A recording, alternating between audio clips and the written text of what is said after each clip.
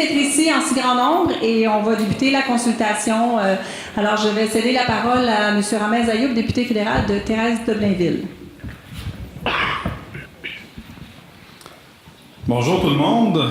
Je dirais bonsoir, bienvenue et je suis extrêmement heureux. Déjà en partant, la soirée n'a pas commencé, je suis très content. Vous répondez à l'appel. Et ça, c'est une marque de grande, justement, intérêt, un intérêt marqué pour le sujet. Et je sais que c'est un sujet avec une grande importance. Et c'est pour ça qu'on organise ce genre d'événement-là. Sans plus tarder, je veux mentionner quand même la présence de personnalités qui sont parmi nous. Vous êtes tous importants, tous autant que vous l'êtes, mais il y a quelques personnes qui représentent des communautés et c'est important de les nommer. Alors, Madame Vicky Aymard, attachée politique de la ministre Saint-Pierre. Madame Aymard, merci d'être là. Je vous remercie, Madame Saint-Pierre, de votre présence pour nous. C'est très important. J'ai Madame Leduc, mairesse de Rosemère. Madame Leduc, merci. Madame Paul Fortier, présidente de la commission scolaire de la commission des Mille-Îles, de la rivière des Mille-Îles. Merci d'être là aussi. Oui, pardon. Et Monsieur Michel Miette, conseiller de la ville de Sainte-Thérèse. Alors, merci à tous d'être là.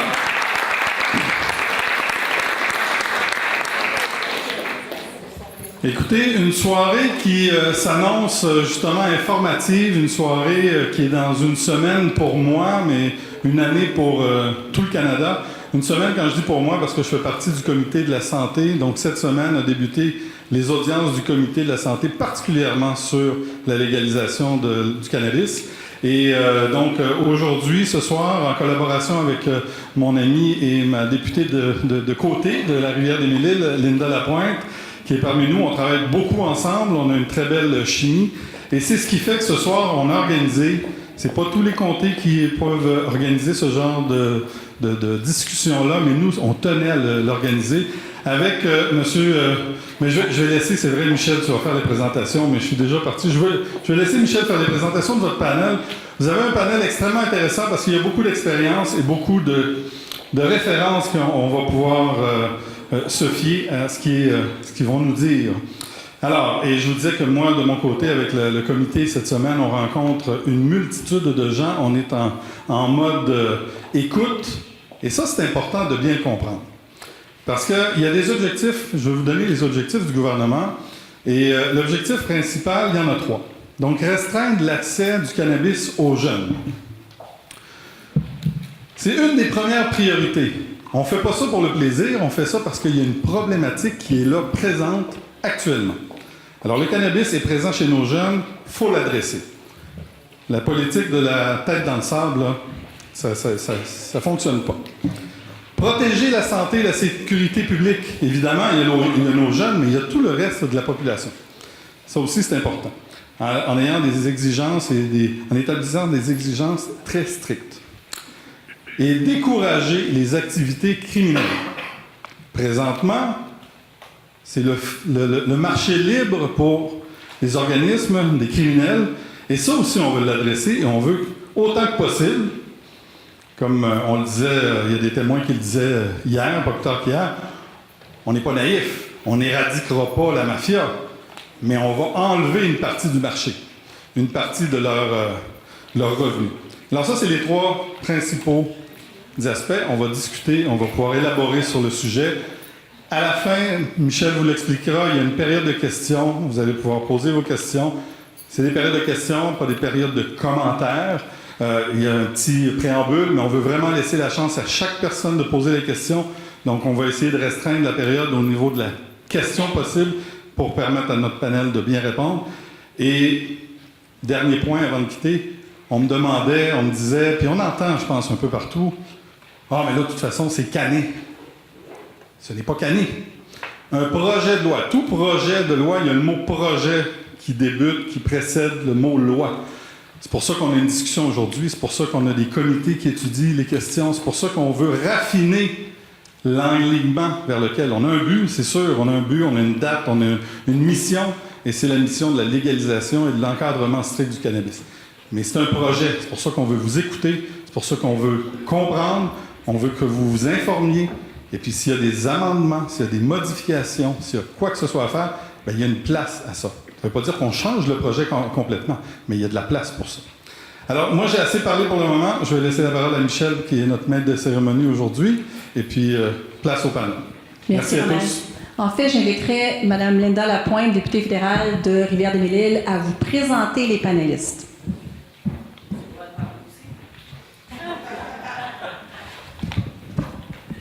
Merci, Ramès. Bonjour et bienvenue. C'est un grand plaisir de vous recevoir ici ce soir. Ramès et moi, comme il a expliqué, on fait ça ensemble. On a des bons panélistes. We'd like to mention, if some people want to speak in English, just be still, how can I say? Feel free to speak English, okay? We can all answer in English. If we have some problem, we manage to do it, okay? So, alors, bienvenue. Je suis vraiment contente que vous soyez là. Vous avez très bien répondu à notre invitation. Moi, je vais vous présenter nos panélistes. C'est des gens de qualité. J'ai 2 collègues, ainsi que Ramès, qui se sont joints à nous, ainsi que le docteur de Goyer de la santé publique des Laurentides. On a oublié de mentionner tantôt Mme Jennifer Macaron de Saint-Wilfrid-Laurier. J'aimerais, Mme Macaron, merci d'être avec là. Donc, on a les 2 commissions scolaires. Commission scolaire Saint-Wilfrid-Laurier ainsi que Saint-Wilfrid-Laurier, qui est la commission scolaire anglophone de la région. Donc, Joël Ladband, c'est notre collègue député libéral de la circonscription de Louis-Hébert de la région de Québec. Tout comme Ramès, Michel et moi, nous avons tous été élus en même temps. Avocat de formation et membre du barreau du Québec, du barreau de New York et de l'association du barreau américain. Titulaire d'un baccalauréat en droit civil du Common Law de l'Université McGill, c'est au sein du cabinet de Fasken Mastino Dumoulin à Montréal qu'il a commencé sa carrière de 2011 à 2013. De retour à Québec en 2014 pour se lancer en politique, Joël a pratiqué le droit tout en entamant une maîtrise en droit des technologies de l'information. Engagé depuis toujours dans sa communauté, Joël a siégé sur le conseil d'administration de Champlain Regional College et l'organisme La Barade. Il est aussi secrétaire parlementaire de la santé. C'est une personne de grande qualité qui va nous aider à éclairer le dossier. Je vais vous parler de Michel Picard, député de Montarville, collègue aussi.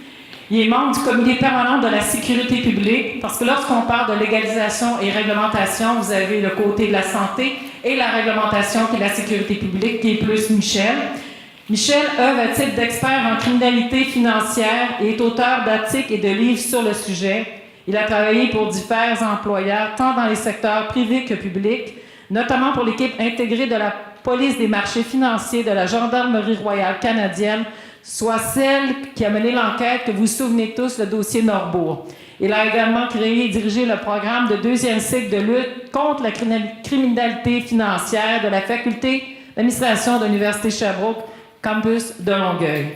Conférencier sur la scène internationale, son expertise en matière des crimes économiques est prisée par différents médias québécois. Comme je vous disais, une autre personne de très grande qualité. Docteur Éric Goyer, directeur de la santé publique des Laurentides et du Nord du Québec. C'est une personne, c'est très important que vous soyez avec nous ce soir, je vous en remercie. Détenteur d'un doctorat en médecine et d'une spécialité en santé publique et médecine préventive, Dr Goyer est actif au sein de la direction de la santé publique des Laurentides depuis 17 ans. Il connaît les Laurentides. Il sait comment on est tissé, il sait nos différences. Notamment en tant que médecin conseil et coordonnateur des activités de la protection de la santé publique. Il occupe le poste de directeur de la santé publique des Laurentides depuis 2011. Alors, je vous remercie tous d'être avec nous aujourd'hui. On va maintenant Michel va passer la parole aux différents intervenants. Est-ce que tu peux expliquer le déroulement de la soirée? Merci beaucoup. J'apprécie vraiment que vous soyez tous là ce soir. Merci. Je pense qu'on peut les applaudir. Alors, nous allons vous présenter 3 courtes présentations de chacun des intervenants que Linda vient de vous présenter. Suivra une période de questions. Encore une fois, on vous demande, s'il vous plaît, d'être concis dans vos questions. Vous pouvez les poser en français comme en anglais. Et on va y aller, comme on est beaucoup ce soir, on va y aller une question par personne. On fera des tours s'il le faut, on prendra des noms s'il le faut, mais je vous invite à être le plus concis possible. Alors, sans plus tarder, je céderai la parole à M. Joël Ladband. Alors, bonsoir tout le monde. Ça me fait très plaisir d'être ici avec vous ce soir. Juste pour peut-être vous expliquer, moi je m'appelle Joël Ladband. On me l'a demandé un peu plus tôt Je suis né à Toronto, on m'a livré à Toronto, ce qui explique mon nom anglophone, mais je viens de la ville de Québec, je suis plus à l'aise en français, mais s'il y a des questions en anglais, ça me fait plaisir de répondre aussi en anglais. Je vais essayer d'être le plus concis possible parce que le but de notre présentation, de notre présence ici aujourd'hui, je pense que c'est d'une part d'informer, d'expliquer qu'est-ce qu'on est en train de faire à Ottawa dans le cadre de la légalisation, de l'encadrement du cannabis, de sa production, de sa distribution, de sa consommation, mais aussi de vous entendre. Comme Ramès le mentionnait, la légalisation du cannabis, son encadrement pour nous, c'est pas un événement qui va arriver du jour au lendemain, c'est un processus. C'est un processus qu'on a entamé depuis notre élection, qui se continue aujourd'hui avec l'étude du projet de loi en comité parlementaire, mais qui va se continuer aussi après. Donc, c'est important pour nous d'avoir les commentaires, les préoccupations, les inquiétudes, les suggestions des citoyens. Puis, je veux vous dire une chose, ça m'impressionne toujours, mais ce soir en particulier, j'en fais plusieurs consultations du genre, mais d'avoir une salle comble comme ça, je trouve ça phénoménal que des citoyens prennent du temps dans leur vie occupée pour venir réfléchir, discuter, parler de projets de société, de projets importants qui laissent personne indifférent comme celui qui nous occupe aujourd'hui. Ça m'impressionne beaucoup, donc chapeau bas à vous tous. Maintenant, ma présentation va s'orienter en 3 thèmes. Alors, premièrement, je vais vous parler un petit peu du contexte qui a amené notre gouvernement à légiférer sur le cannabis. Un aperçu de la loi, du projet de loi C-45, qui est le projet de loi sur le cannabis. Qu'est-ce qu'on y retrouve, qu'est-ce qu'on n'y retrouve pas, qu'est-ce qui est de juridiction fédérale, qu'est-ce qui est de juridiction provinciale. Et finalement, un peu d'informations sur la suite des choses. Et Michel va prendre la relève pour parler de tout l'aspect sécurité publique et de la sécurité sur nos routes. On a des initiatives très intéressantes pour prévenir la conduite avec les facultés affaiblies dans un autre projet de loi, qui est le projet de loi sœur, si on veut, le projet de loi C-46, qui lui va être étudié la semaine prochaine au comité de la justice à Ottawa. Alors, notre projet de légaliser, d'encadrer le cannabis part de différents constats. Le premier constat, c'est que la prohibition du cannabis depuis des décennies au Canada est un échec abject. C'est un échec vis-à-vis de nos jeunes, c'est un échec vis-à-vis de nos communautés. C'est un échec pour quelle raison? C'est un échec parce que les Canadiens en ce moment, les jeunes Canadiens sont ceux parmi l'OCDE qui consomment le plus de cannabis. À l'échelle du pays, quand on regarde les 15 ans à 19 ans, on parle de 22%. Quand on regarde les jeunes adultes de 20 à 24 ans, c'est 30%. Et les 25 ans et plus, la population en général, ça oscille entre 10 et 12%. Donc, on voit que la prohibition, même si le cannabis est illégal aujourd'hui, ça n'empêche pas nos jeunes d'en consommer trop. Ça laisse aussi toute la place au crime organisé qui occupe 100% du marché et qui génère des profits faramineux avec la vente de cannabis. Et faut-il le rappeler, le crime organisé ne se soucie pas de ce qu'ils vendent et de à qui ils le vendent. Et c'est l'une des raisons, on pense, pourquoi les jeunes Canadiens ont un accès qui est aussi facile au cannabis en ce moment. Ça a été démontré que pour un jeune mineur au Canada, il est plus facile de se procurer du cannabis que de l'alcool ou des cigarettes. On pense qu'en prenant une approche lucide, en sortant la tête du sable, en légiférant comme on le fait pour le tabac, comme on le fait pour l'alcool, on va être capable d'avoir des résultats meilleurs, de réduire la consommation chez les jeunes en ayant des campagnes robustes de sensibilisation, et aussi, comme on va le voir plus tard, des infractions criminelles pour ceux qui s'aventureraient à vendre du cannabis à des jeunes qui sont nettement plus sévères que ce qu'on trouve en ce moment. Donc, l'aspect de protection des jeunes, je vais y revenir quand on parle plus du projet de loi, mais il est très important, il est au cœur de ce qu'on fait. C'est une approche de santé publique et de sécurité publique qui est à la base de notre ambition. Maintenant, ça, c'est les chiffres. Si vous voyez la consommation, on voit que le Canada se classe parmi les premiers pour la consommation de cannabis chez les jeunes de 15 ans. Ça, c'est ceux qui ont consommé dans les 30 derniers jours. Donc, quand même, 13%, c'est énorme. Qu'est-ce qui nous préoccupe? Alors, on a les risques pour la santé liés à la consommation précoce et intensive. On sait que la consommation de cannabis, quand le cerveau est en développement, peut avoir des conséquences. Pour ceux qui sont prédisposés, par exemple, à des psychoses, qui ont la schizophrénie dans la famille, ça peut être un accélérateur. Je vais laisser peut-être le docteur Goyer, j'imagine, en parler davantage sur les risques liés à la santé. Mais on est conscient qu'il y a des risques sur la santé. C'est l'objectif, c'est de diminuer la consommation chez les jeunes, de la réduire le plus possible.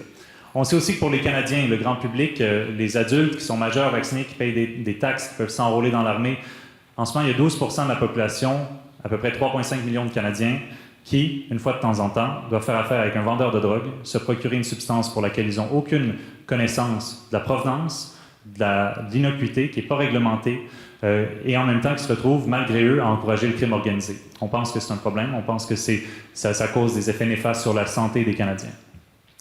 On a un autre problème qu'on vit en ce moment au Canada, c'est la conduite affaiblie, la conduite avec les facultés affaiblies par les drogues, par le cannabis entre autres, auquel on veut s'attaquer, ne pas faire semblant que ça n'existe pas, mais donner les outils à nos policiers pour pouvoir le détecter et les sanctions à nos procureurs pour pouvoir poursuivre ceux qui auraient la mauvaise idée de fumer et de conduire. L'autre chose, le marché illicite, j'en ai parlé tout à l'heure, le crime organisé, ça représente, selon nos estimations, 7 milliards par année la vente de cannabis au pays. C'est 7 milliards qui, année après année, vont directement dans les poches du crime organisé ou du crime désorganisé au pays. On pense qu'on peut faire mieux. Déjà au Colorado, juste pour vous mentionner, on avait hier à Ottawa, au comité permanent, des représentants du Colorado, de l'État de Washington. Au Colorado, ils estiment que la part du marché du cannabis, du crime organisé, a été réduite à 30 %. Donc, c'est 70 % du marché qui est occupé par le cannabis légal, et ils estiment que cette année, ça devrait encore diminuer. Donc, ceux qui pensent que le crime organisé va rester dans l'équation, évidemment, on n'est pas naïf, on ne pense pas que du jour au lendemain, le crime organisé va être complètement retiré de l'équation, mais avec le temps, c'est ce qui va arriver. De la même manière que c'est arrivé pour l'alcool, de la même manière que c'est arrivé pour les loteries ou le jeu. Moi, j'étais encore qu'une étincelle dans les yeux de ma mère dans les années 70, mais je travaille beaucoup avec un monsieur qui s'appelle Bill Blair, qui est le secrétaire parlementaire de la ministre de la Justice. Il n'est pas très connu au Québec, mais Bill Blair a été chef de police de Toronto pendant 10 ans. Ça a été le président de l'Association des chefs de police nord-américains. Toute sa vie, Bill Blair s'est concentré à se battre contre le crime organisé. Puis lui, il me disait, dans les années 70, quand tu allais d'un océan à l'autre, d'une partie du Canada à l'autre, dans toutes les stations de police, tu pouvais trouver des forces policières qui étaient dédiées aux opérations de loterie et de jeux illégaux. Maintenant, dans les années 70, avec la loterie de l'Expo 67, on a décidé que le gouvernement allait assumer la réglementation de la loterie, du jeu. On le voit ici avec l'Auto-Québec. Maintenant, bonne chance pour trouver un policier à travers le pays qui s'occupe des opérations de loterie et de jeux illégaux. On a réussi à évincer le crime organisé de l'équation. Il en restera toujours un peu, mais c'est marginal par rapport à ce que c'était dans les années 60, dans les années 70. C'est un petit peu la même approche qu'on prend par rapport au cannabis, avec l'objectif de retirer le crime organisé de l'équation. On sait aussi que c'est un fardeau qui est imposé au système judiciaire, qui a des répercussions sociales connexes et complexes. En ce moment, au Canada, en 2016, c'est 23 000 offenses liées au cannabis qui se sont retrouvées devant nos tribunaux. 76 % de ces 23 000 offenses étaient liées à de la possession simple de cannabis. Donc, un adulte va se retrouver avec quelques grammes de cannabis sur lui, qui va être arrêté en possession de quelques grammes. Ça monopolise un greffier, un juge, bien souvent des travailleurs sociaux quand il y a des conditions qui sont imposées, un procureur de la couronne, un avocat de la défense. C'est des ressources de notre système judiciaire en ce moment qui sont occupées pour possession simple de cannabis à la hauteur de 23 000. C'est ce qui est le plus poursuivi au Canada. On pense qu'on peut faire mieux que de donner un casier judiciaire à des adultes qui s'aventuraient à fumer du cannabis une fois de temps en temps, mais qui autrement respectent la loi. Et que ça serait aussi un fardeau de moins sur notre système judiciaire qui, on le sait, est déjà très sollicité. Maintenant, quels sont nos objectifs? J'en ai parlé un peu, mais restreindre l'accès des jeunes au cannabis, c'est notre premier objectif. Protéger les jeunes contre la promotion et l'incitative à la consommation. Et juste pour vous donner quelques chiffres au Colorado, parce qu'on a la chance de procéder avec l'expérience qu'on a vue chez nos voisins américains qui ont procédé il y a quelques années au Colorado. C'est en 2014, le 1er janvier 2014, qu'ils ont légalisé le cannabis. Il n'y a pas plus tard que 2 semaines, le gouverneur de l'État du Colorado, qui s'appelle Hickenlooper, a écrit au procureur général des États-Unis, Jeff Sessions, pour lui expliquer quels ont été les résultats pour lui au Colorado, selon les études qui sont les plus détaillées et les plus vastes. Et ce qui explique, c'est que la consommation chez les jeunes au Colorado, depuis la légalisation du cannabis, a diminué de 12 %. Donc, on voit qu'il y a des résultats. Ça ne s'est pas fait du jour au lendemain, mais il y a eu des résultats positifs quant à la diminution de la consommation du cannabis au Colorado, où c'était un État qui avait le plus haut taux de consommation au pays pour sa population âgée en bas de 25 ans. Il explique aussi, M. Hickenlooper, que la façon d'y arriver, c'est avec des campagnes de sensibilisation robustes, avec de l'information, d'avoir une approche plus lucide en expliquant les risques, en ne banalisant pas cette substance-là. C'est loin d'être notre ambition. On veut réduire la consommation, pas l'augmenter. Mais il explique qu'en prenant une approche de santé publique, il y a moyen d'avoir des résultats qui sont efficaces. Et c'est ce qui nous motive.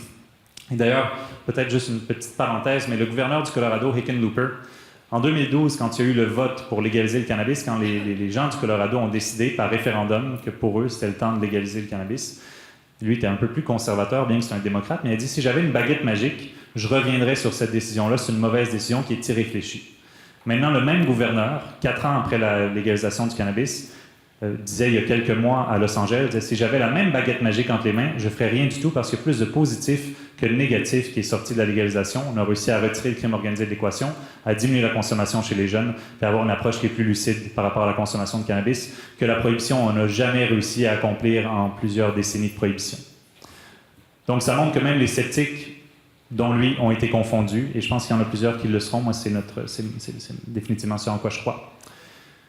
Maintenant, quels sont nos autres objectifs? Donc, décourager les activités criminelles en imposant de l'autre sanction, j'en ai parlé. Protéger la santé publique en soumettant des produits à des exigences rigoureuses en matière d'innocuité et de qualité. Réduire le fardeau imposé au système de justice pénale, j'en ai discuté. Donc, voilà. Quelles sont les leçons à retenir pour nous alors qu'on va de l'avant avec notre projet de loi C-45? On a entre autres, moi je pense que le plus important, c'est l'approche qu'on a prise par rapport au tabac, par rapport à la consommation de cigarettes au Canada.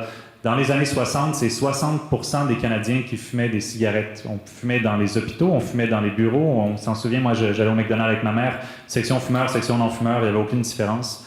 Et les Canadiens fumaient à un taux qui est absolument phénoménal, on parle de 60%. Maintenant, on est à 15% de consommation de cigarettes dans la population en général. Comment est-ce qu'on y est arrivé? On n'a pas mis une personne en prison pour y arriver, mais on a pris une approche de santé publique en expliquant quels sont les dangers de la consommation de tabac, quels sont les dangers des cigarettes, en ayant une approche par rapport à l'étiquetage, à la publicité qui est très stricte, et on n'aura pas une approche qui est moins stricte par rapport au cannabis.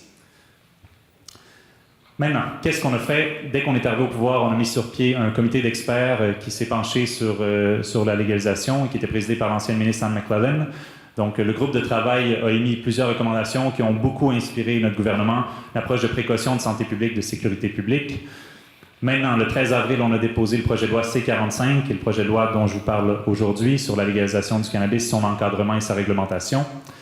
Qu'est-ce qu'on trouve dans le projet de loi C-45? Au niveau fédéral, ce qui est de compétence fédérale, on parle de la cultivation, de la production, donc tout encadré, ce qui est de la production par des producteurs autorisés. C'est de l'expertise de Santé Canada déjà depuis à peu près 13 ans, depuis le cannabis à des fins médicales. Donc, on continue avec la réglementation très stricte de la production. Et on établit aussi au niveau fédéral les normes qui s'appliquent, par exemple, à la publicité, à l'emballage, à l'étiquetage et aux différents produits qui pourront être approuvés à partir de cannabis. Au niveau provincial, la responsabilité des provinces est davantage au niveau de la distribution de la vente. Vendredi dernier, l'Ontario a annoncé quel sera son cadre pour la distribution. Donc, ils vont avoir l'équivalent d'une SAQ, eux, c'est la LCBO, qui va s'occuper de la vente du cannabis dans la province. Maintenant, il reste à voir ce que Québec va faire. Les consultations se sont terminées hier au niveau de la province, donc on va voir quelles seront les initiatives qui seront mises de l'avant par Québec.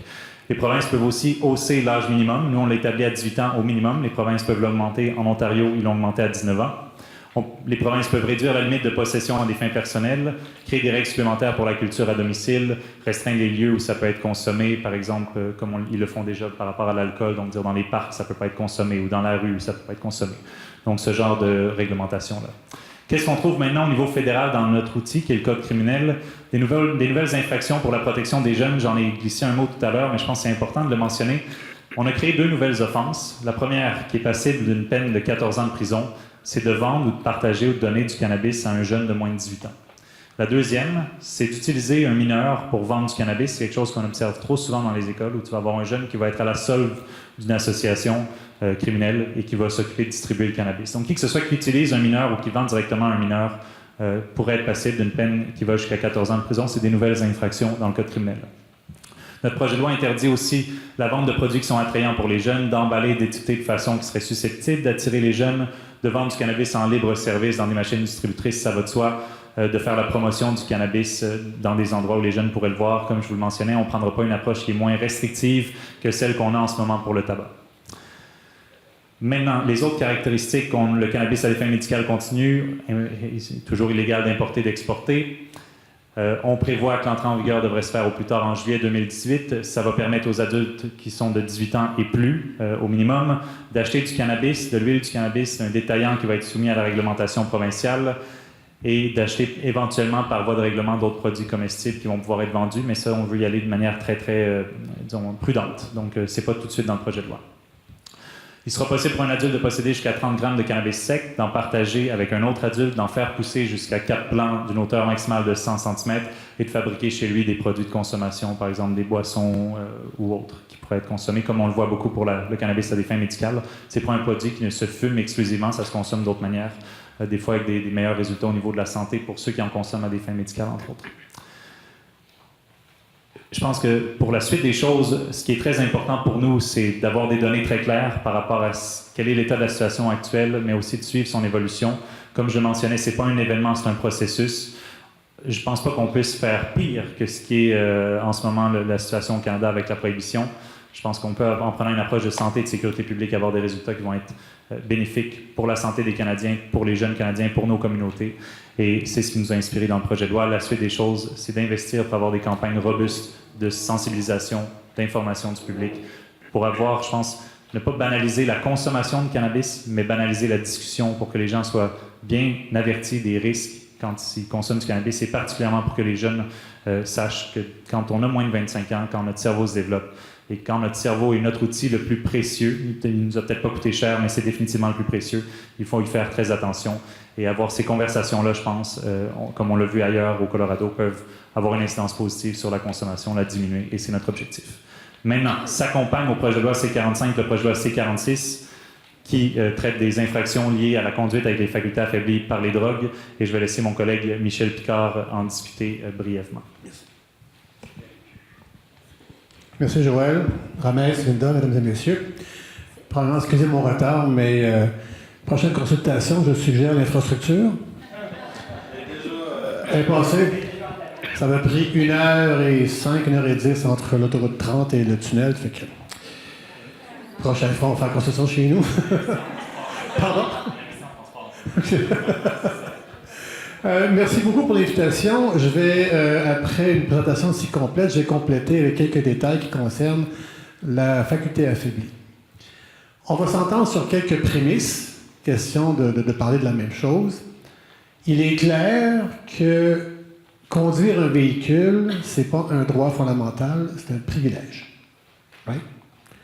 Et donc, toute situation qui mettrait en péril le chauffeur, les passagers ou l'entourage peut mettre en cause le privilège. Il n'existe pas de seuil sécuritaire de conduite affaiblie. Je m'explique. Quelqu'un qui consomme un temps soit peu, on ne peut pas dire, et on ne le dira pas non plus, et ça n'existe pas, qu'en deçà de tel seuil de quantité de THC dans le sang, c'est sécuritaire.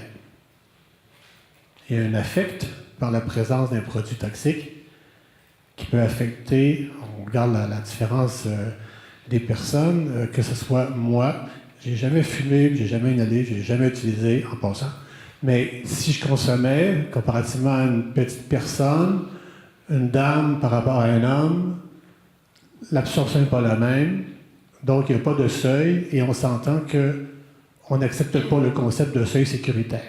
Donc, sur cette base-là, on est préoccupé à gérer ce qui n'est pas une nouvelle réalité. La conduite affaiblie par la drogue, notamment le cannabis, existait bien avant qu'on pense à légaliser le produit. Ce n'est pas un nouveau problème avec une nouvelle solution parce qu'on arrive avec ce nouveau concept de légalisation. C'est que là, la situation actuelle nous amène à non seulement nous pencher sur la question des facultés affaiblies, mais en même temps d'harmoniser cette loi-là avec celle qui existait déjà parce qu'on a déjà le concept de facultés affaiblies avec l'alcool. Le défi qu'on a, c'est comment est-ce qu'on teste ça. Ça ne marche pas toujours comme ça. Des fois, oui, c'est évident. Là. Une anecdote, quand j'ai commencé ma carrière comme officier de douane, une des voitures qui arrive à la frontière, quand je faisais un stage aux frontières, puis en baissant sa fenêtre, il y avait une espèce de fumée qui sortait de la voiture, puis c'était pas du blé, c'est pas toujours aussi évident que ça. Donc, il va falloir trouver des moyens pour nous permettre de tester ça. On procède de deux manières. Il y a la question de la faculté affaiblie et il y a la question du taux de THC dans le sang. Il y a deux choses, il y a deux types d'infractions. Pour tester la faculté affaiblie, les policiers auront à faire, somme toute, exactement la même chose qu'ils le font déjà avec des tests visuels.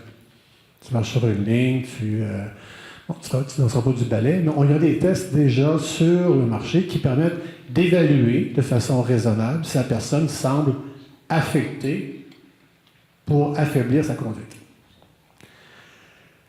Là-dessus s'ajoute la technologie. Comment est-ce qu'on fait pour tester de façon plus probante?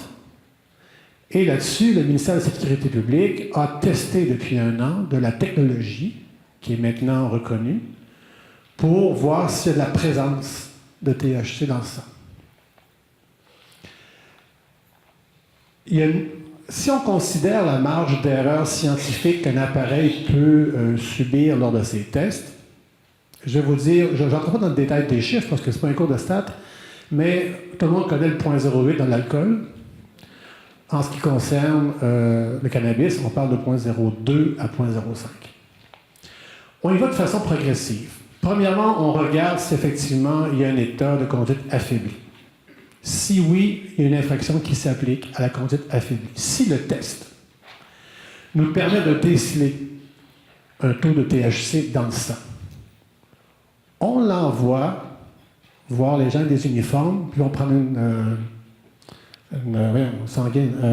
prise de sang. Une prise de sang, et là, on va évaluer de façon scientifique la présence claire et précise du taux de THC dans le sang. Si on tombe dans la braquette de 0,2 à 0,5, c'est plate, mais il y a un amende.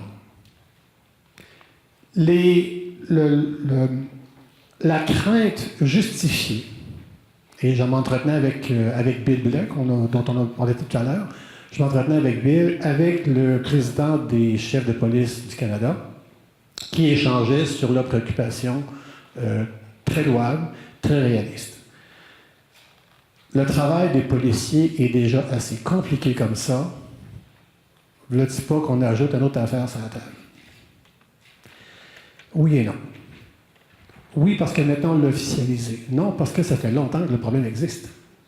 Mais on n'avait rien avant pour adresser ce problème-là. Maintenant, le gouvernement canadien s'engage à supporter en termes de ressources, en termes de formation. Présentement, il y a des formations qui existent aux États-Unis, juste en anglais. Ça ne marche pas fort pour le Québec. Donc, on va faire des formations qui sont adaptées ici au Canada dans les 2 langues et fournir la technologie pour donner les moyens et les ressources et les instruments nécessaires pour la police pour faire le mieux possible son travail. La surcharge de travail alléguée, on nie pas, là. Elle se constate de par des... Imaginez les 15-20 dernières années pour un policier, il y a même plus que ça, 20-25 ans, on parlait, un policier arrivait en patrouille, on regardait peut-être violence conjugale, on regardait peut-être une arme, ça commençait,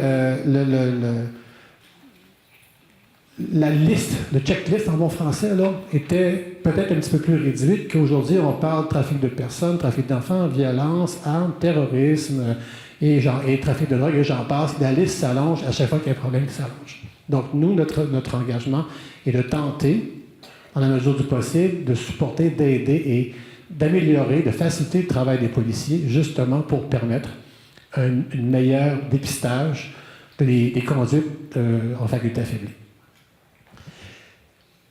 Comment est-ce que je pense à quelques questions qui viennent à l'esprit de l'entreprise privée. La première qui saute à l'esprit, c'est les compagnies de camionnage. Là, c'est rendu légal, les gars et les filles vont commencer à prendre de la drogue. Pas plus que l'alcool. Il faut éviter de saisir le moment puis à donner un élan de panique et dire, ben voici, maintenant c'est légal, tout le monde va se mettre, il neigera pas du cannabis le lendemain, là, puis les gens ne se mettront pas à fumer comme des malades le lendemain, parce qu'à tous ceux à qui on parle, les gens disent, oui, mais les autres vont commencer à fumer, pas nous autres, mais les autres. Ben, peut-être, là, mais c'est loin d'être certain. L'application des règlements n'est pas, je dirais, retardée ou empêchée parce qu'on a un nouveau produit sur le marché. Nous, on légalise et on modifie le cadre légal dont on est responsable. Les provinces, comme je l'ai expliqué, font leur part du marché, leur part de leur travail avec les lois provinciales, de juridiction provinciale, les réglementations au niveau provincial. Il y a une chose entre vous et moi là, qu'on ne fera pas. Puis l'expression que j'utilise, c'est toujours la même, là. Je ne suis pas votre mère. Le gouvernement ne prend pas la responsabilité qui vous incombe d'agir en citoyen responsable. Nous, malheureusement, il faut faire des lois pour ceux qui sont moins responsables ou carrément délinquants. La faculté affaiblie va être le complément de ce qui est resté à faire avec l'alcool, maintenant qu'on a un concept de légalisation, et va permettre justement de contrôler de façon plus efficace sur les routes le niveau d'affect de conducteurs qu'on aura ciblés. Il y a bien des questions, puis il y a bien des commentaires sur le crime organisé, puis le réseau et comment ça fonctionne, au niveau opérationnel, toute l'industrie des chauffeurs, taxis, camions et j'en passe. Je vais plutôt m'arrêter ici. Il n'y aurait pas une annonce que tu voulais me partager peut-être? C'est Joël. Les surprises, c'est Joël qui les a. Ça n'a pas eu autant d'attention que ça aurait dû l'avoir, mais vendredi dernier, quand Michel parle des ressources à donner aux policiers pour justement qu'ils aient ces outils-là pour détecter le cannabis, les tests de salive, les tests sanguins, mais aussi la formation, mais vendredi dernier, on a annoncé 274 millions de la part du fédéral. Une bonne partie de ça, 161 millions, va aller aux villes et aux provinces pour les aider justement avec ces nouveaux défis-là. Et le reste d'argent va aller pour la GRC qui déjà patrouille dans 7 provinces sur 10 et à nos agents frontaliers. Donc 274 millions, c'est à mon avis une somme qui est assez importante, mais c'est aussi une somme qui aurait dû être investie probablement il y a plusieurs années parce que c'est pas un nouveau problème la conduite avec les facultés affaiblies. Nous, c'est juste que plutôt que de s'enterrer la tête profondément dans le sable, on décide d'y faire face de manière responsable. Donc, entre autres, en y mettant les ressources. Alors, je vais un dernier point seulement. Un des buts, plusieurs objectifs, mais un des buts qu'on voulait atteindre avec les modifications tant sur la légalisation que la faculté affaiblie, c'est d'essayer d'alléger le système judiciaire de sorte qu'il y a un bon français, un buffer entre l'infraction et si on excède, par exemple, si je fais allusion à ce qui est permis d'avoir, qui est le 30 grammes avec les équivalents, là, si on dépasse un peu, on excède un peu, on ne rentre pas en prison pour 15 ans tout de suite, il y a un buffer pour essayer de démocratiser un petit peu plus l'irresponsabilité, puis dire, bon, on a une étiquette un peu d'un casier judiciaire, mais si tu dépasses trop, là, tu rentres dans le système judiciaire pour vrai et criminel. Cette bonne nouvelle-là, ben, elle ne s'appliquera pas de la faculté affaiblie. Tu es dans la braquette illégale, t'es out. On t'arrête tout de suite. Donc, j'arrête là-dessus. Si y a des commentaires, j'aurais pu inviter notre présentateur avant les questions. Alors, je laisse à qui la maître de cérémonie. Voilà. Merci beaucoup, M. Picard. J'invite maintenant le Dr Éric Goyer à s'adresser à vous.